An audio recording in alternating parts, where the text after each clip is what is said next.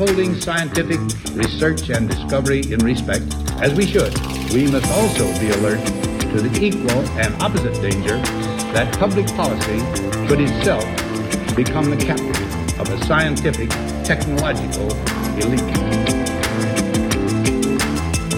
We've signed a climate convention on the importance of economic instruments and free markets. Were included in this mammoth Agenda 21 document and the Rio Declaration. Let me be clear on one fundamental point.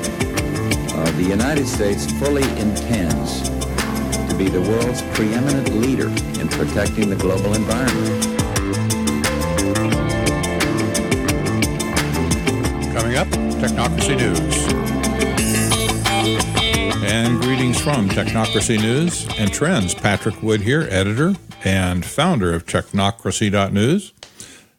If you were a transhuman citizen who was trying to achieve immortality, would you think that biohacking your own body would be the way to get there?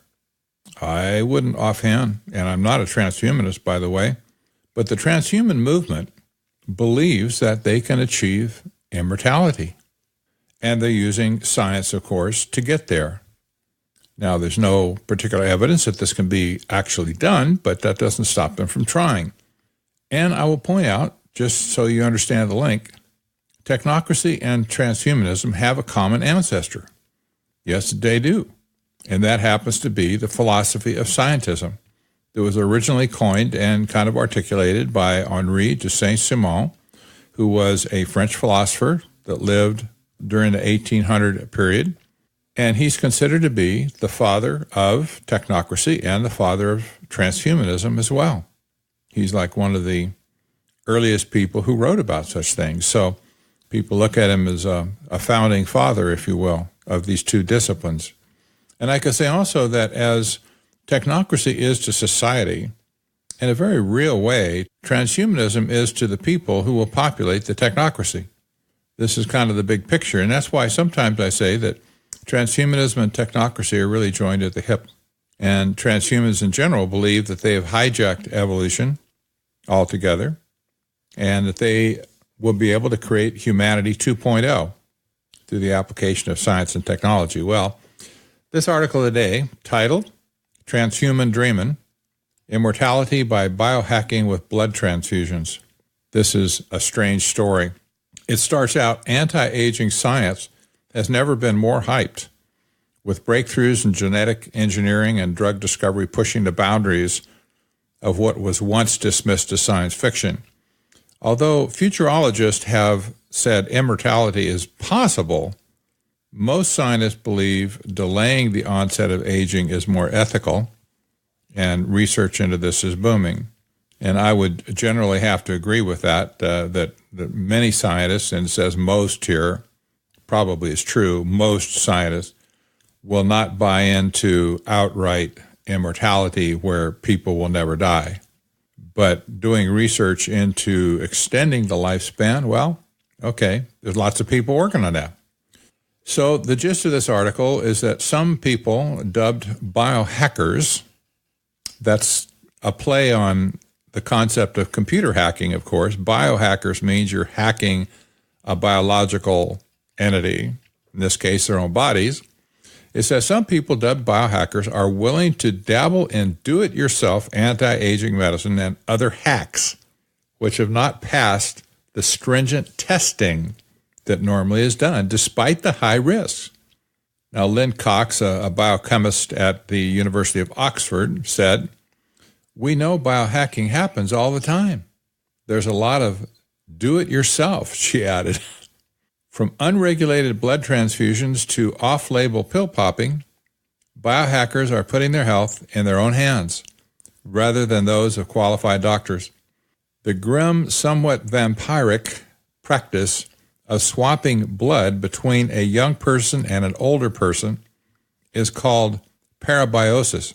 Scientists discovered, catch this now, scientists discovered in the 1970s that fusing the circulatory system of animals together, sometimes for weeks on end, had surprising results. The younger animal would age prematurely, whereas the older animal was rejuvenated. but a stark warning was issued by the FDA, who said it feared some Americans were receiving rogue blood transfusions.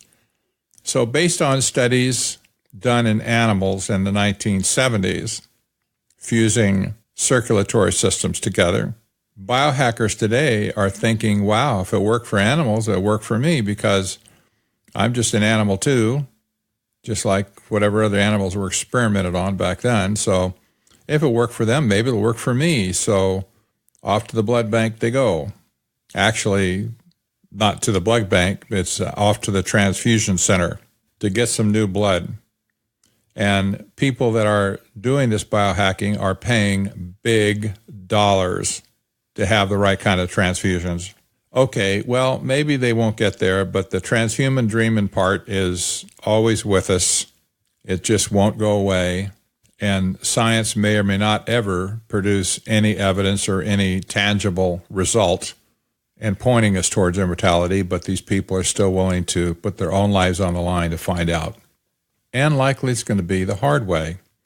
Now, speaking about health in general, article number 2, Sick, Artificial Intelligence Set to Take Over Healthcare, presents an article, oddly enough, coming from Morgan Stanley. That's right, the giant global banking institution. Morgan Stanley, of course, has a research department, and they write articles that are picked up by investors and stuff about different industries. And this article talks about artificial intelligence in the healthcare system. And this really caught my eye because recently we talked about healthcare in general and how technocracy is affecting it. And I brought up the book by Twyla Braze called Big Brother in the Exam Room on how big data and artificial intelligence is impacting healthcare. Now, I just have to make this observation. If you think that Obamacare was a big deal, you completely missed the boat on this. It wasn't about Obamacare at all. In my mind, the more I study this, the more I see that Obamacare was nothing in the end. But healthcare is indeed being turned upside down. It's being turned upside down by artificial intelligence. And I don't care what kind of medical plan you might have had in place, whether it be Obamacare, or private policy, or some other medical sharing expense policy, medicine is changing big time because artificial intelligence is starting to take root at all levels of the healthcare industry. And when I say at all levels, I'm talking about from the exam room, through the diagnosis procedure, through the prognosis procedure of whatever outcome they might prescribe for you, treatment options, exclusions of things that can't be treated, HMO management, health insurance. Companies are adopting artificial intelligence to rate allowances and risks on how much they're going to pay for a given thing, or if you'll even get it at all. And I have to add, next time you go to a doctor's office, which hopefully will not be soon, but when you do go, note how much data they're collecting on you. You will be amazed. This is where the future lies as far as healthcare is concerned. Artificial intelligence is taking over. So the article starts out, the patient suffers from abdominal pain along with symptoms in atypical locations, which makes diagnosis tricky. An astute examination reveals the cause, an unusual form of appendicitis. However, credit doesn't go to the radiologist. Instead, an imagery machine built with artificial intelligence technology, which can draw on knowledge of tens of millions of similar scans, recognizes the anomaly and makes the diagnosis. Wow. Based on our analysis of AI capabilities, as well as discussions with executives and industry experts, we're seeing a number of applications across the entire healthcare spectrum, from prevention to diagnosis to follow-up, says Michael Junling, head of Morgan Stanley's Research Medical Tech and Services team. Now, this kind of application of artificial intelligence is absolutely ubiquitous as far as the industry is concerned because it's spreading itself all over the spectrum. The article notes we're still in the early stages with relatively modest deployments of AI, such an assistive intelligence, which helps reduce manual processes and simple but repetitive tasks, such as appointment scheduling, leaving skilled medical staff with more time for specialized and revenue-generating work. Bingo. There it is. Revenue generating work. Let's focus on that, not the patient. I guess if you follow Morgan Stanley, you'll be investing in AI stocks that address healthcare. If you're a patient, you'll be sorry you ever heard the term artificial intelligence. Doctors will get dumber as time goes on. Your diagnosis will be settled, whether you like it or not. And this is a case a little bit like Al Gore said with climate warming. The science is settled. And if you're a denier, you deserve to be punished. Well, I don't know how AI will figure this one out in the end, but if you go to a doctor's office and you disagree with the diagnosis that you've received, or if you disagree with the treatment that they will or won't let you have, you'll have nowhere to turn. You either accept it or not. And if you don't accept it, you may well just be dismissed from the practice. Sad but true. Artificial intelligence taking over healthcare. The last article is, again, very important and has to do with artificial intelligence as well, but this time in a different context. A company in Europe, well-funded with money from the European Union, has created a drone device that is a flying drone that can operate in swarms rather than just independently and autonomously. In other words, the swarm of drones can just be sent out to police a certain area. They'll figure out themselves where to fly, what to look for, what they find. They'll analyze it and so on. But this new drone technology is absolutely revolutionary. And in Europe, it's going to be used to patrol Europe's borders. That's right, border control. Threat analysis and decisions will be made autonomously, notifying border patrol agents. And I write, this is a slippery slope that could all too easily be inducted into broad law enforcement and military practices. So the first paragraph says, imagine you're hiking through the woods near a border. Suddenly you hear a mechanical buzzing like a giant bee. 2 quadcopters have spotted you and swooped down for a closer look. Antenna on both drones and on a nearby autonomous ground vehicle pick up the radio frequencies coming from the cell phone in your pocket. They send the signals to a central server which triangulates your exact location and feeds it back to the drones. The robots close in. Well, you get the sense of drama here. But these drones are not your mother's drones, I can assure you. These drones, the article says, will employ, listen to the list, optical, infrared, and thermal cameras, radar, and radio frequency sensors to determine threats along the border. Cell phone frequencies will be used to triangulate the location of people suspected of criminal activity. And cameras will identify humans, guns, vehicles, and other objects. The main objective is to have as many sensors in the field as possible to assist patrol personnel.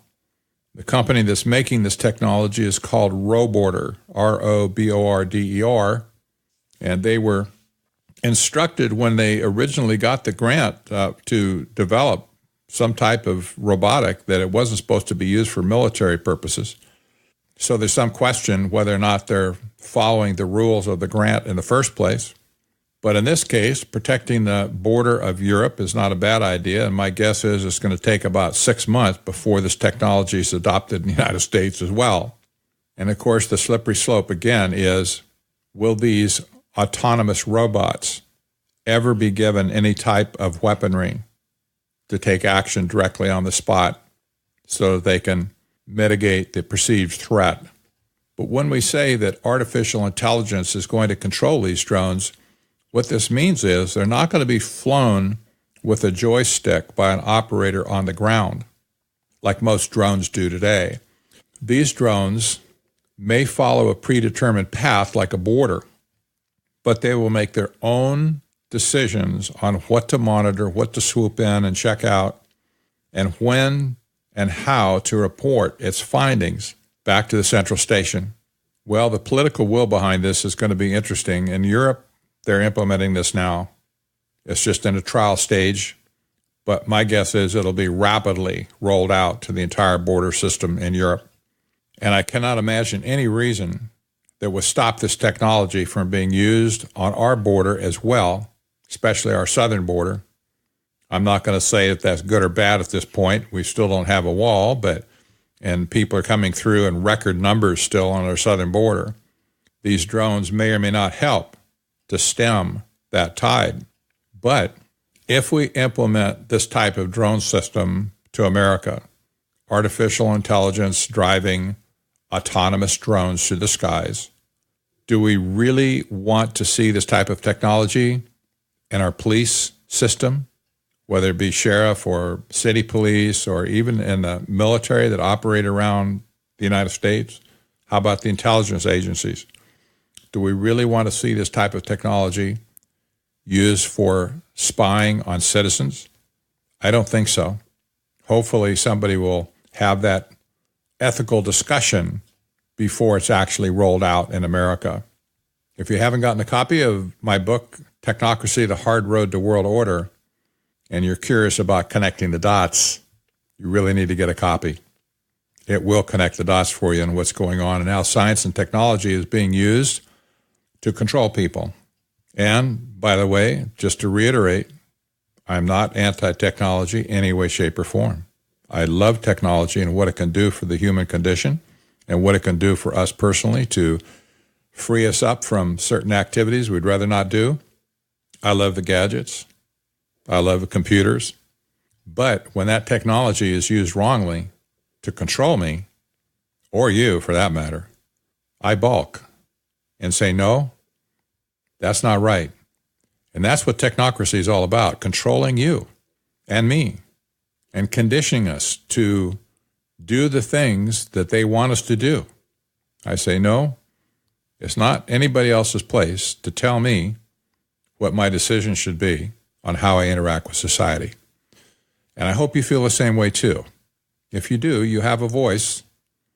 You can get involved with your local city council and your county officials. Start to educate them on what's coming down the pike and warn them, beg them if you have to. Don't bring this type of technology into our community unchecked without having a discussion first with the people in the community and experts in the community on privacy and on citizen interaction. Don't let it happen. I'm Patrick Wood for Technocracy News and Trends. See you next time. Have a great day.